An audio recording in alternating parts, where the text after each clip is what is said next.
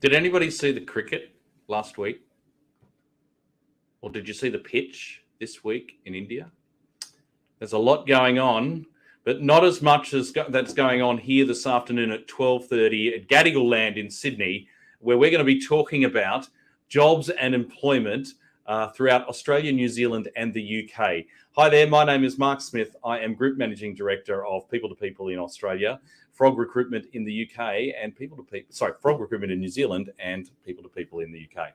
So we've got a jam-packed broadcast today. We've got our regular numbers section where we'll be looking about hours worked over the Christmas break. What did we actually work?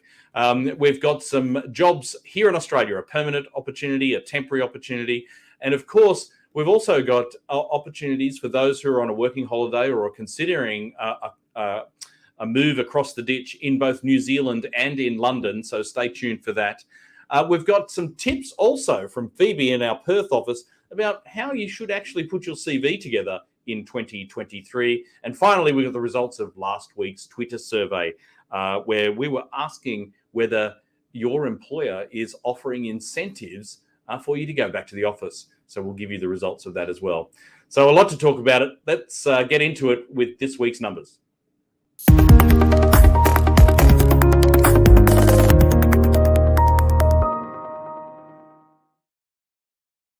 I thought this week we would examine an interesting statistic, which is the number of hours worked in all jobs seasonally adjusted in January 23. So you can see that, thank you to the Australian Bureau of Statistics, and you can see that represented here graphically, the yearly change percentage in the bar and the hours worked in millions in the light blue line. So what we're actually looking at here is in early January is the seasonal peak normally of people taking annual leave. So this year, as in 2021 and 22, more people than usual took annual leave. So around 43% of the employed people working reduced or had no hours because they were on leave in January.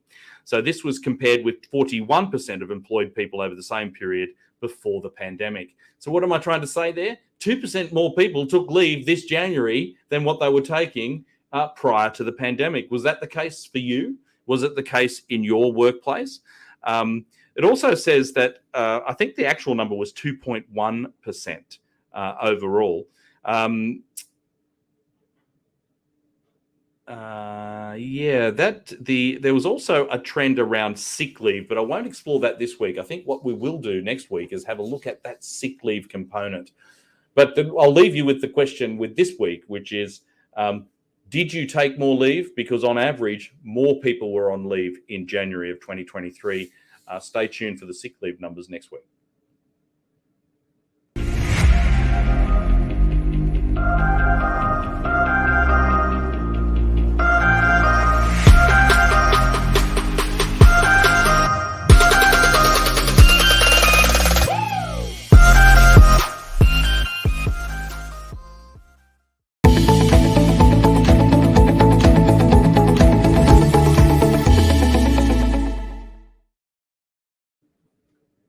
There are some hot jobs in Australia this week. Here's the first one. Finance officer in Melbourne. It's a temp job, $38 per hour, end-to-end accounts payable processing, up to about 50 invoices today. Raising invoices, emailing the clients, doing bank reconciliations. Got to have had accounts payable experience before. Zara Morton is your contact in Melbourne. Zara.morton@peopletopeople.com.au, or give her a call. 0390987432. You can apply to these jobs as well by just simply looking at the the comments below, you'll have a link to each of these opportunities. That'll take you through to our website. Whilst you're on our website, contribute to our survey for our annual salary and market update, the P2P post. You can quickly click on a link there and we'll ask your opinion on everything jobs and employment, and we'll release that data at the end of April. Here's our permanent job of the week. It's an event specialist role in Queensland. Leanne Lazarus is the consultant that you need to chat to in Brisbane. It's paying $70,000 to $80,000 a year, producing and delivering a diverse range of professional development and networking events. So you'll be running event checklists, scheduling, and delivering the required outcomes on budget, of course. Got to have a high attention to detail, using customer relationship management systems, and you must have had events experience. One of our colleagues in Queensland went to a huge event on the Gold Coast actually recently. She went to Harry Styles. She said that she's never seen so many feather boas in her entire life as that were on the Gold Coast. And she finished. This is Melanie Hammond, by the way, if you're watching, Mel. She said that Harry was a very attractive man, and I think she's reliving her her teenage girl days. They're right there. Anyway, 2 jobs for us right there. Now, if you are a working holiday maker, by the way, please consider the the temp job of the week that we had there, because we are very much keen in having a chat to you and trying to explore opportunities throughout Australia and New Zealand. Here's more on that now.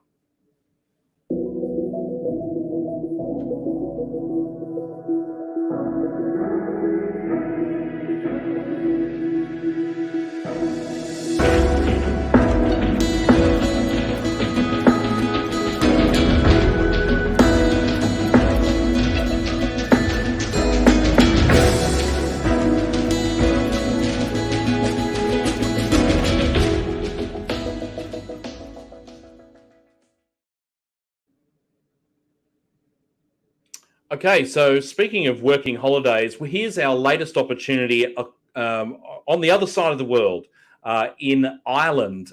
We've got a sales and marketing director position in Dublin.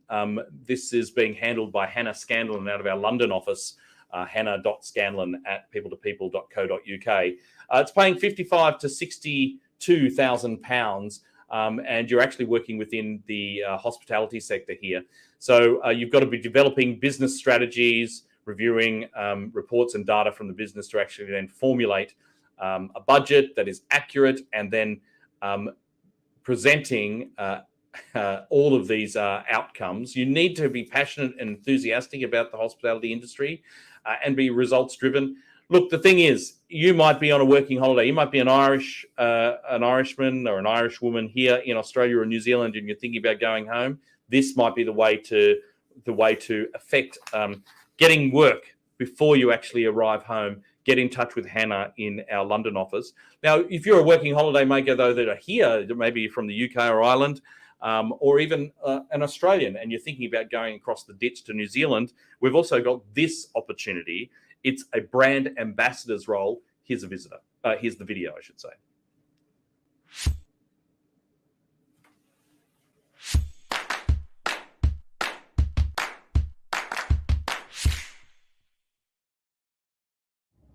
Hi, this is Isha from Frog Recruitment's temporary team. We're currently working with an investing and trading company who's looking for a sales representative or brand ambassador to join their team.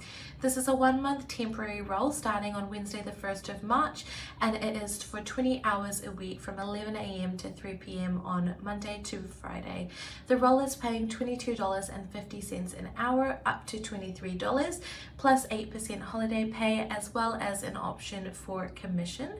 The company is looking for a great communicator who loves meeting and helping new people. If you think this is the role for you, please do reach out on my information below. Thanks.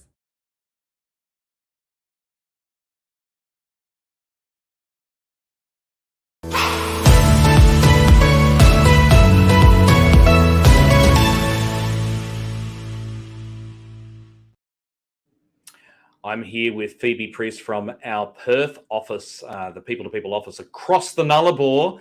G'day, Phoebe. How are you? I'm very good, thank you, Mark. How are you?